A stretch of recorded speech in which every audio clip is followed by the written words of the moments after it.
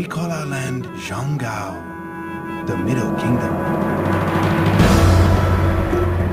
For we are the center of culture. But even as our busy market squares and cities thrive, we strengthen our defenses. For many warlords wish to possess the wealth and power of the Empire of the Dragon. Hi, I'm Sam Parker, and we're here today to talk about Emperor: Rise of the Middle Kingdom, the upcoming game from Sierra. It's a city-building game. It's in the same series as the Caesar games, Caesar 3, Pharaoh, Zeus, and the series has been quite successful for Sierra. It's kind of surprising considering that it is, historically based, but the series has used a very simple gameplay formula. It's much like SimCity in history, and it focuses kind of on the particular settings, of these different games particularly well. Caesar 3 was the Roman Empire. Then we had ancient Egypt, ancient mythological Greece, and now in Emperor we're coming up on Imperial China.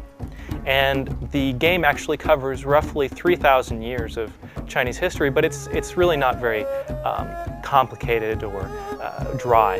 Really it's just kind of a backdrop for different city building missions. Emperor maintains the same gameplay formula as the previous games, but innovates in a couple key ways that adapts the setting. One of the ways is the introduction of Feng Shui, which is the Chinese art of locating objects and buildings in an auspicious way. I mean, oftentimes we've heard about it in, it's used, bandied around for interior decorating, but really in ancient China, it was actually the method for designing whole cities, the layout of cities. And so it adds a kind of a puzzle element to city building. I mean, city building is all about knowing what, when, and where to place structures. And so, I mean, having Feng Shui, kind of adds a little extra complicated factor. And so, I mean, it's one of the elements where, the historical flavor comes out. It's not just SimCity in ancient China. And one of the other elements is just in terms of the monuments and in terms of the different mission goals you have. One of the biggest monuments is the Great Wall.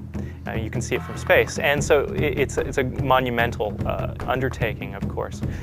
So it's not something that the player will go ahead and do in a given sitting.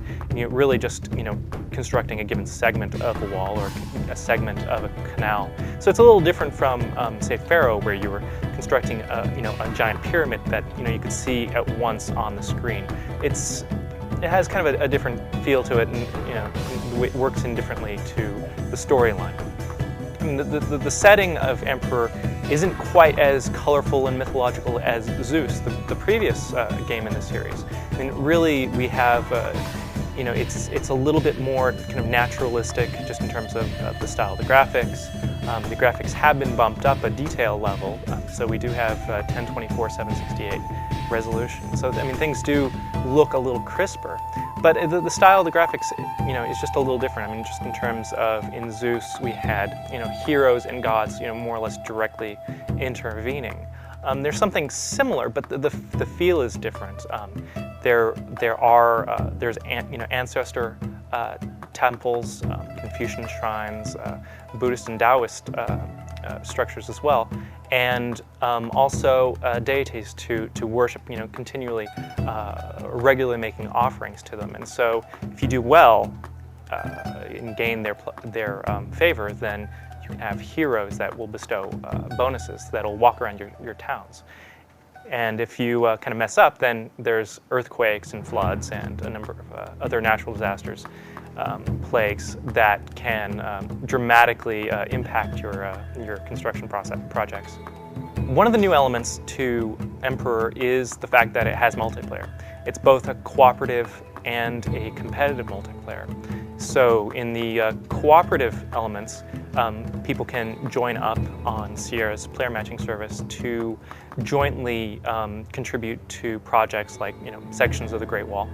And in the competitive section, There is actual sort of kind of combat. The combat mode has been beefed up a little bit to kind of work in a multiplayer setting. In previous games in the series, the combat was definitely de-emphasized. There is real-time combat that happens on the same map as the city, so you'll have, you have armies kind of coming in from the edge of a city, and you might have a full-fledged battle happening in the middle of the city if you haven't constructed city walls. So one of the additions here is siege weapons, which can quickly reduce city walls more effectively than infantry troops with swords, obviously.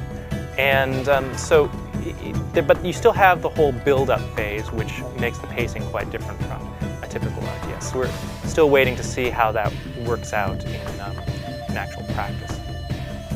But another element that's been beefed up is just in terms of the diplomacy. We actually have spying and sabotage, and there's just kind of a little bit more of a meta game. It's not just city building, though that's still definitely the core of the game. Sierra's kind of look to expand certain elements of Emperor, building upon the core gameplay and making it evolve in new directions. Emperor is currently in development with Breakaway Games. That's not the original developer of the series, which was Impressions, but they worked on Cleopatra, the expansion pack to Pharaoh, and we've been playing a beta of the game, and it looks quite promising. The game is due out this fall.